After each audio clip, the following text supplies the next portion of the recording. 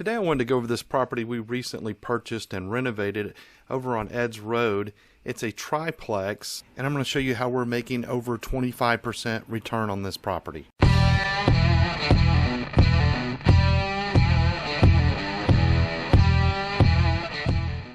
Unlike most of our other properties, this property is located in the county, which means that we don't have city taxes, but we also have to deal with the fact that we have a septic system.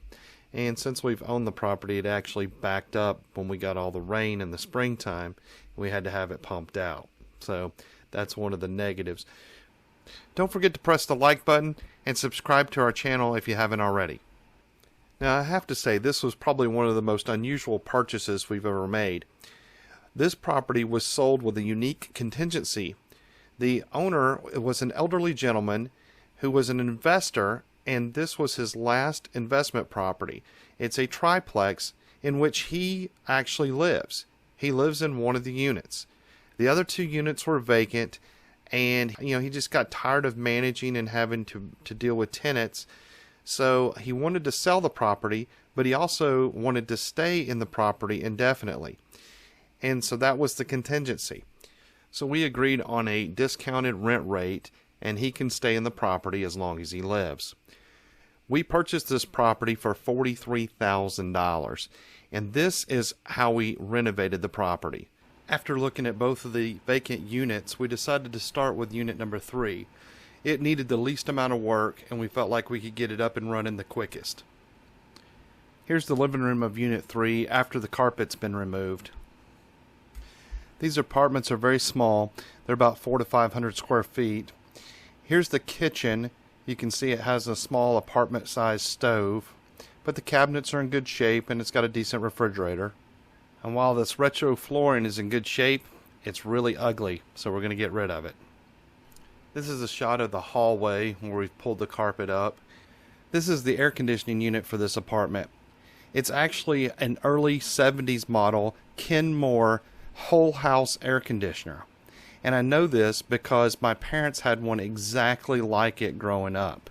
And believe it or not, this thing is about 50 years old and it still works great. Here's the bathroom. And again, the flooring looks okay, but we're going to put new flooring throughout the whole unit. And this is the bedroom. Here's a video of me walking through the unit while we were working on it, and just kind of give you an idea of the layout and how big the unit is and everything. You can see we've got some parts and pieces laid out on the porch.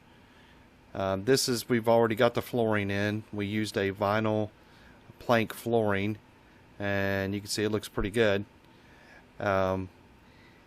This has got a little bar area right here next to the kitchen, and then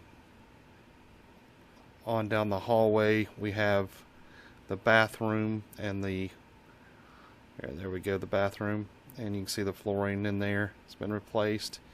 And then here's the bedroom, the one and only bedroom. And this has little baseboard heaters, and the air conditioning unit that I showed you earlier is what we use to heat and cool, and it seems to work pretty well. We've painted all the walls. We put in new blinds. We cleaned everything up pretty good. We still got a few of our just our maintenance stuff in the house, some tools and things that we got to get out, but it's pretty much ready to go, ready to rent.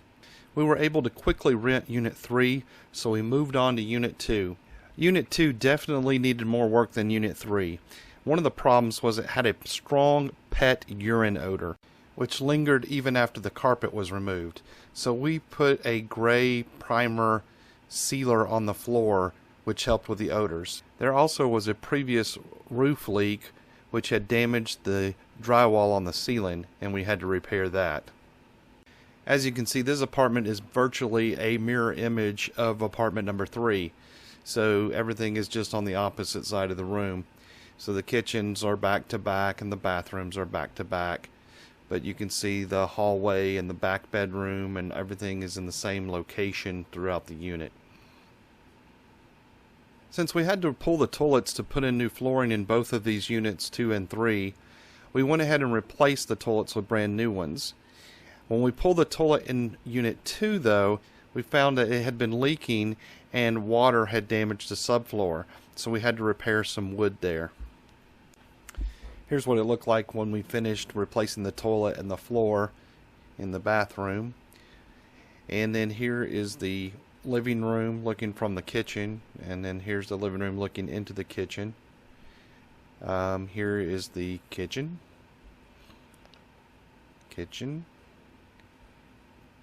And then looking back into the bedroom. And here's the bedroom, and it wouldn't be complete without a number on the door. These are the finished pictures of Unit 3. This is the bedroom. This is the hallway looking into the living room, the bathroom, the kitchen. This is looking into the living room. This is a shot from the living room looking down the hallway. And for a final touch, we put the porch swing back up.